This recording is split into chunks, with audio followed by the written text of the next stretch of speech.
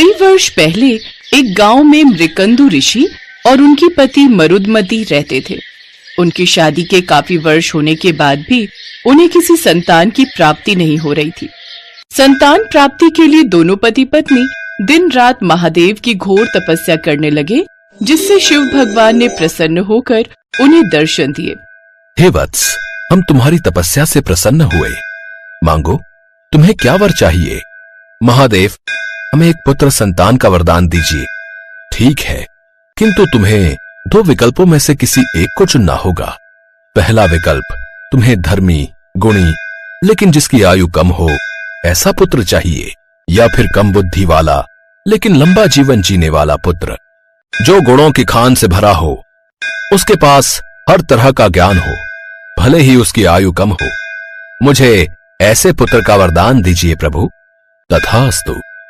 तुम्हें तुम्हारी इच्छा अनुसार गुणी और धर्मी पुत्र की प्राप्ति होगी, किंतु उसका जीवन काल केवल 16 वर्ष तक का ही होगा।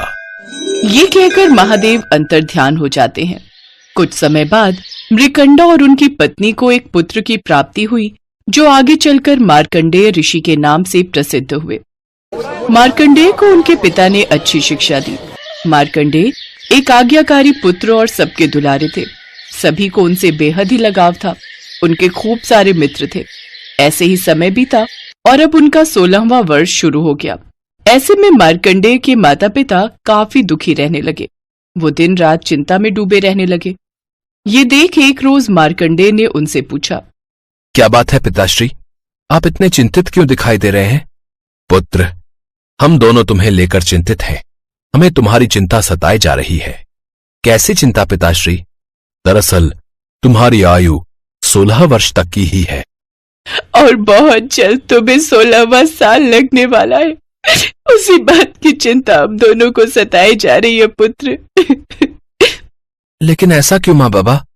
यही शिवजी का वरदान है पुत्र। अच्छा, लेकिन आप चिंता मत कीजिए पिताश्री, मुझे कुछ नहीं होगा।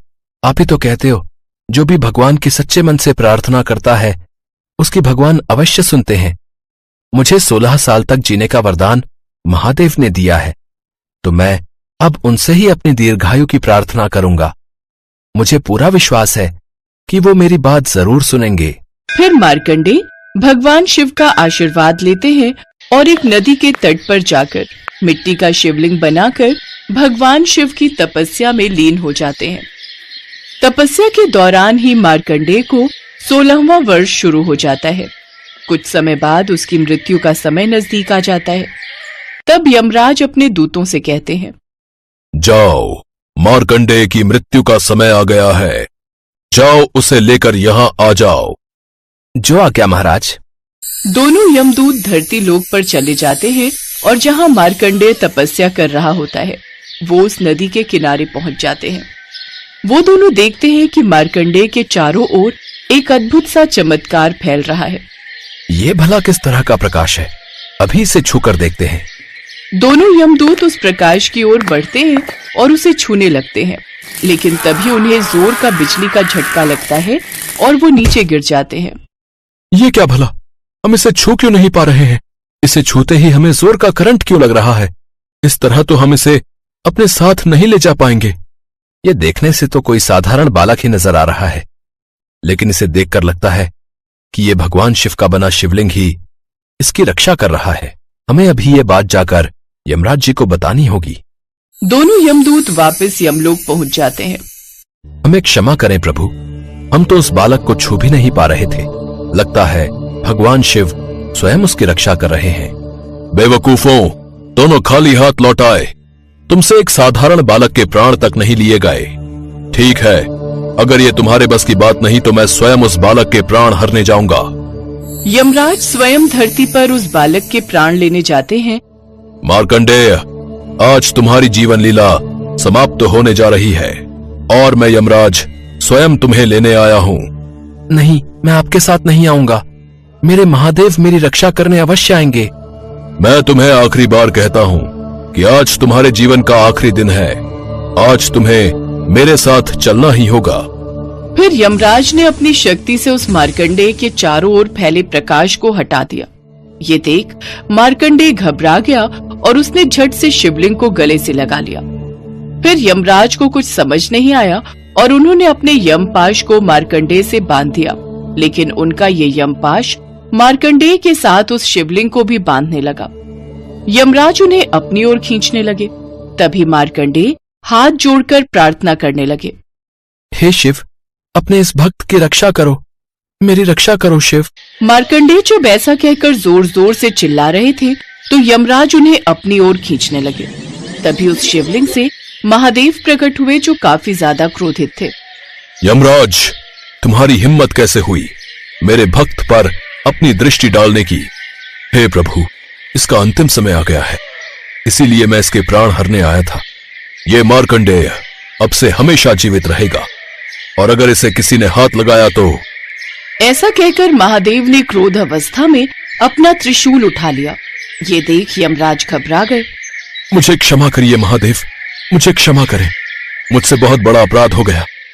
लेकिन क्रोध अवस्था में महादेव ने यमराज की बिल्कुल नहीं सुनी और अपने त्रिशूल से उनके प्राण ले लिए। ये सब नजारा देवलोक से सभी देवगण देख रहे थे। वो सभी उसी वक्त वहां प्रकट हुए और उन्होंने भगवान शिव से कहा, हे प्रभु, अगर किसी मनुष्य की मृत्यु ही नहीं होगी तो इस सृष्टि का चक्र तो रुक जाएगा। इसलिए प्रभु, यमराज के प्राण वापस लौटा दीजिए। हाँ प्रभु, जरा शांत अवस्था में सोचिए। महादेव का गुस्सा थोड़ा शांत हुआ और वो बोले, बात तो तुम्हारी सत्य है देवगण, अगर यमराज नहीं होंगे तो सारा जीवन मरण का चक्र रुक जाएगा, परंतु मेरा ये भक्त मार्कंडेय अब लंबी आयु जिएगा। ये मेरा मार्कंडेय पर आशीर्वाद है। इसके बाद महादेव ने यमराज के प्राण लौटा दिए। यमराज ने शिवजी से माफी मांगते हुए भगवान शिव से कहा, मुझे क्षमा करें भोलेनाथ, मैं धन्य हूँ, मुझे क्षमा करें महादेव। इसके बाद यमराज समेत सभी देवगण वहां से भोलेनाथ को नमन करके चले गए। तब मार्कंडेय ने भगवान शिव के चरणों में उन्हें प्रणाम किया।